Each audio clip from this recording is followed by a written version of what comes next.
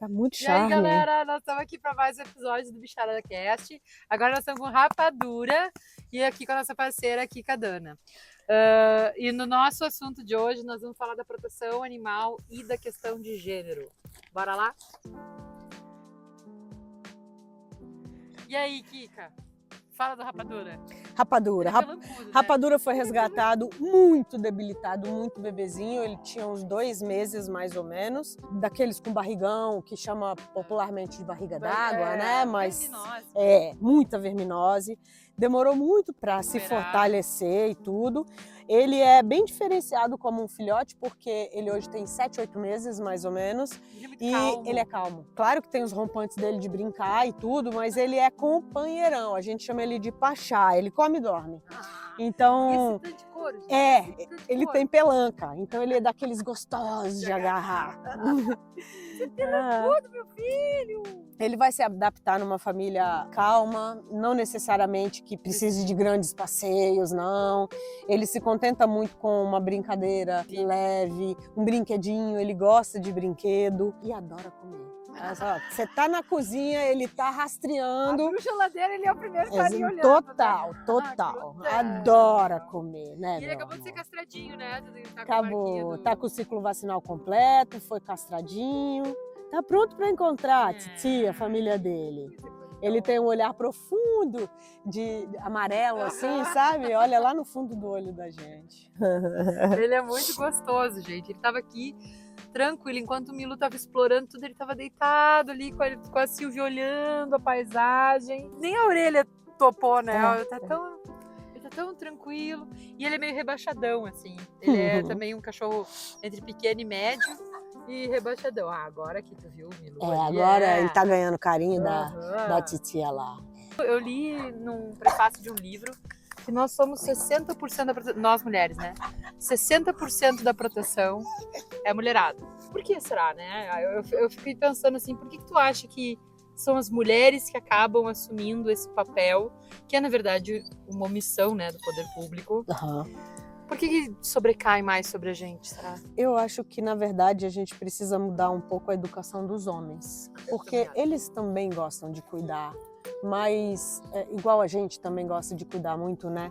Mas os homens também gostam e têm muito potencial para serem bons cuidadores. Desde muito pequenos, os meninos são ensinados que não podem brincar com a boneca, coisa besta, né? Que não podem cuidar.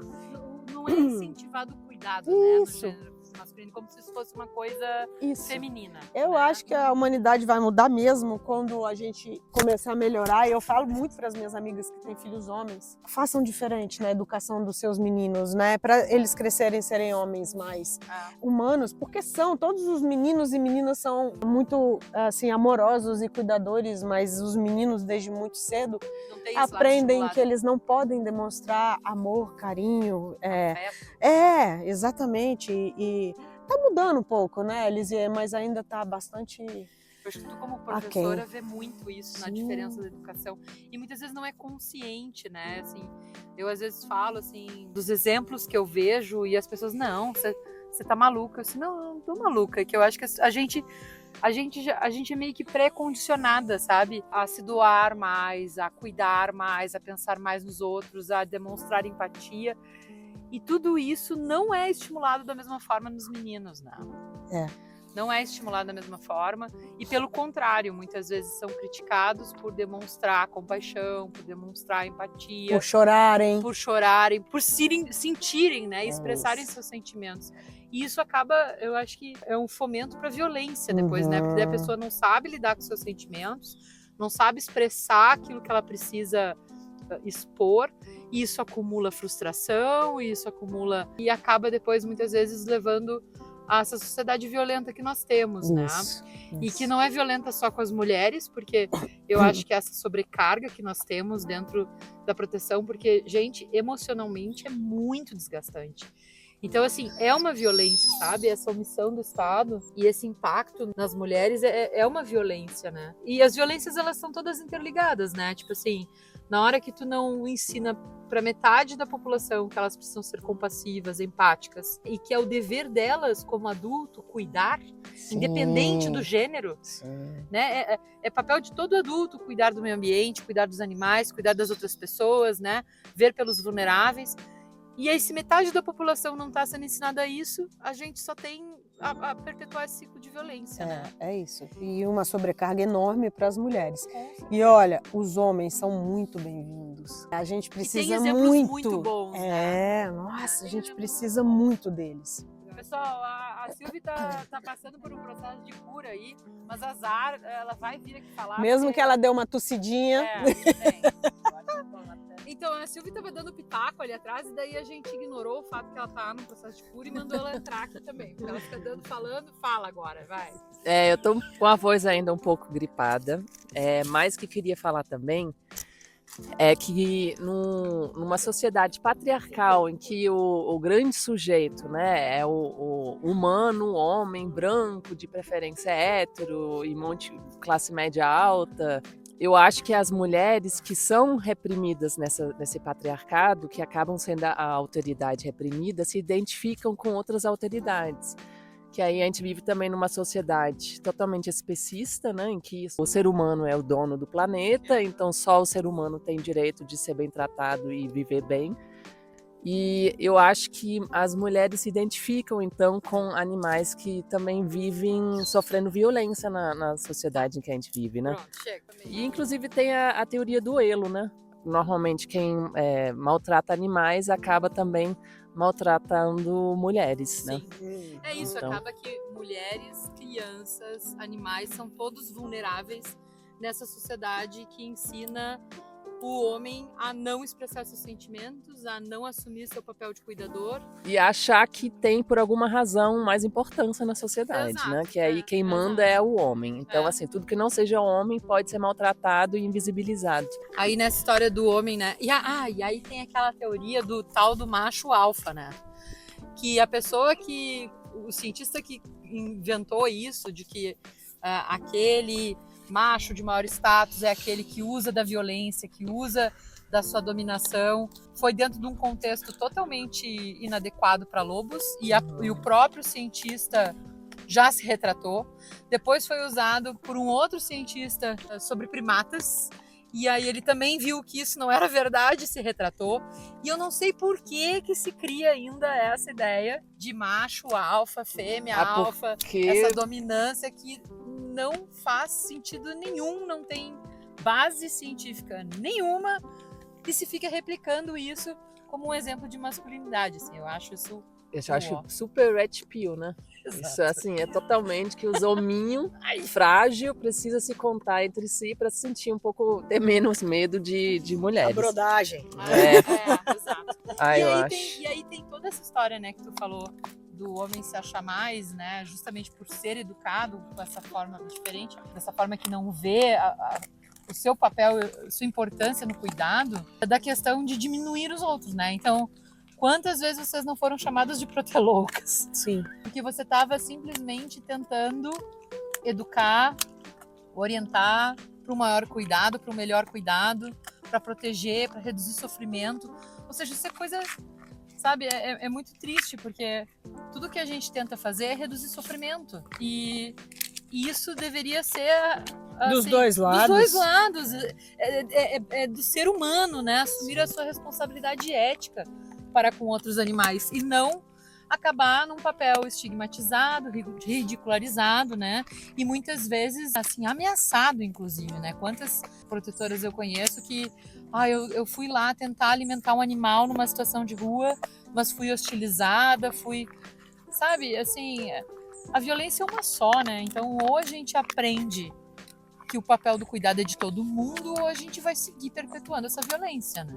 Eu acho que também tem a ver com a responsabilização, né, no coletivo, que é uma coisa que eu acho que o masculino clássico ocidental não faz muito, que é muito sobre eu, e as mulheres têm que se responsabilizar pelas cagadas dos caras, por exemplo.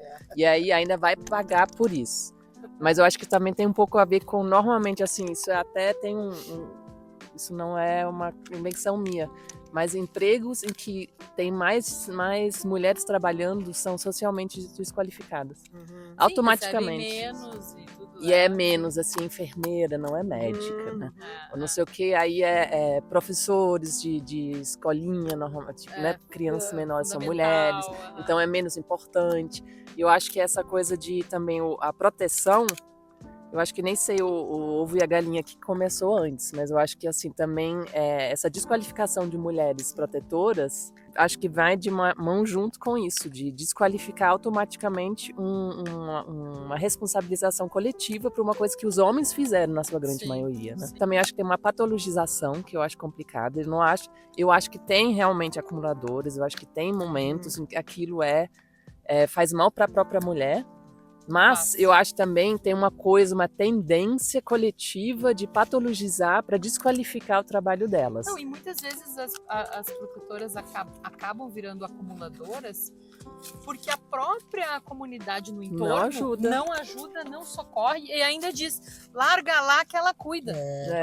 Entendeu? Aí quando vira um caos, aí a culpa é toda dela. Só que quantas pessoas ali naquela comunidade viram o problema crescer, né? Viram aquela pessoa sozinha e ainda falaram, não, mas larga lá que ela vai cuidar. E ela vira quase a bruxa da comunidade. Exato. Tem naquele livro que eu quero muito ler, eu li os primeiros capítulos, mostra muito dessa relação do direito das mulheres com a proteção ambiental e o direito dos animais. Sabe? O vínculo dessas lutas que, na verdade, é uma luta por injustiça, por combater a injustiça, por combater desigualdades e a gente tirar essa ideia de que o homem é o centro do universo e que todo o restante da vida está ali para servi-lo. Né? Então, assim, deixando muito claro, eu sou casada, eu adoro homem, né?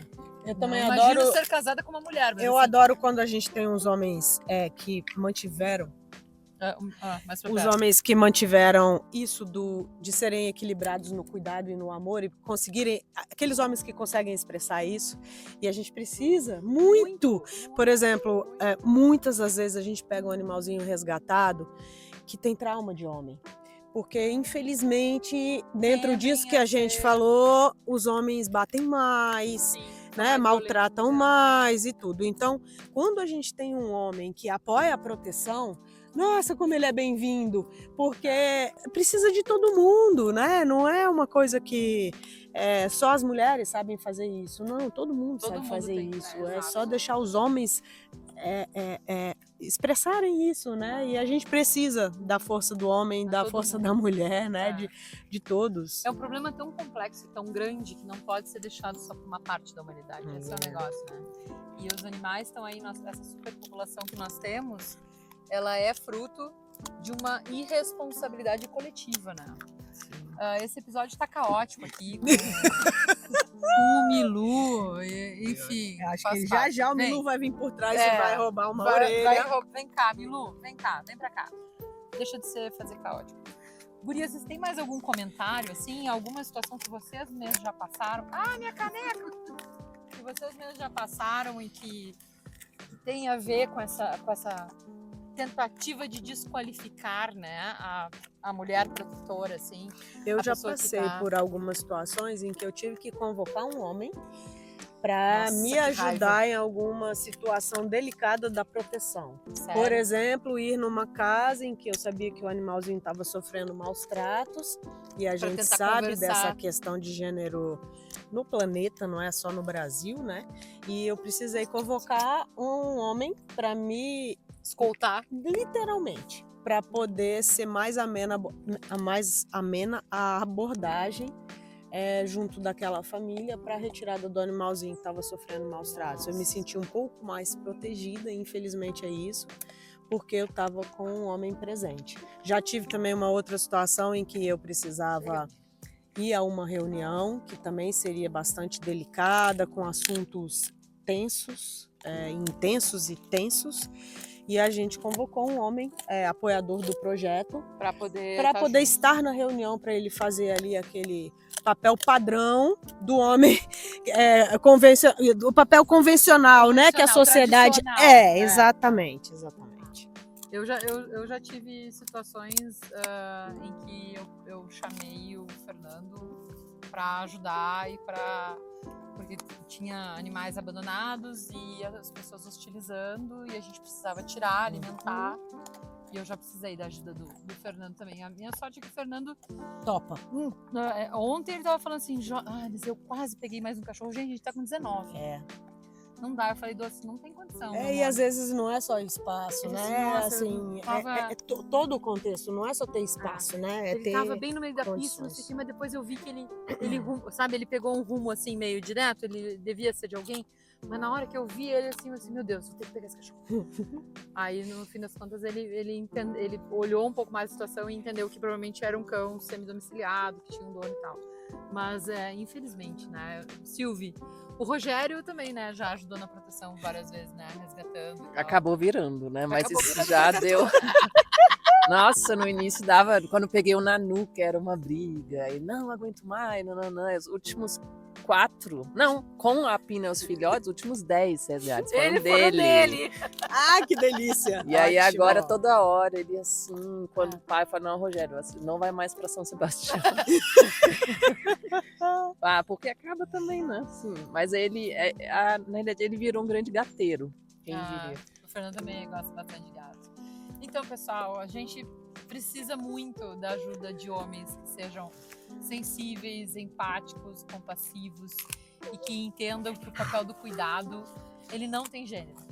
Todos nós, como adultos, responsáveis, né, criaturas éticas, né, a gente precisa entender que para a gente viver bem, a gente tem que fazer com que todo mundo esteja bem.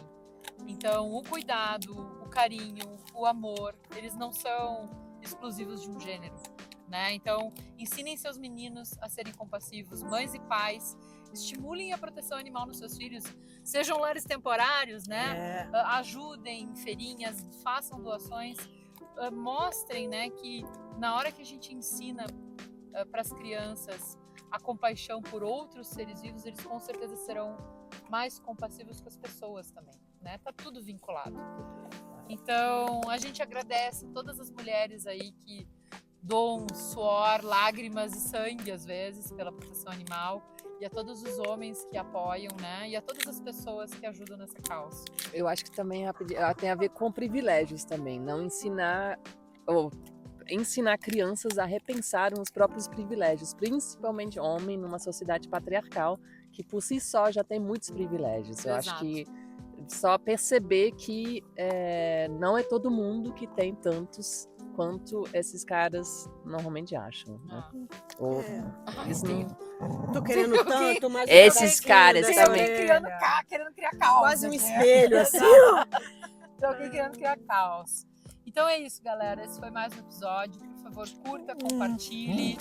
Né? E hoje nós temos 2 representantes masculinos, né? Trouxemos 2 machinhos. Exato, olha só. Trouxemos 2 machinhos. O Rapadura e o Milu. Por favor, compartilhem, curtam, façam sua doação do QR Code que tá por aqui. Silvio, muito obrigada. Ela tava dando opinião nos bastidores. A gente, não, vem pra cá. Não quero saber. Agora é bastante água e mel com limão para arrumar essa garganta. Kika, mais uma vez, muito obrigada. Obrigada, Isa, pelo roteiro. E até o próximo episódio.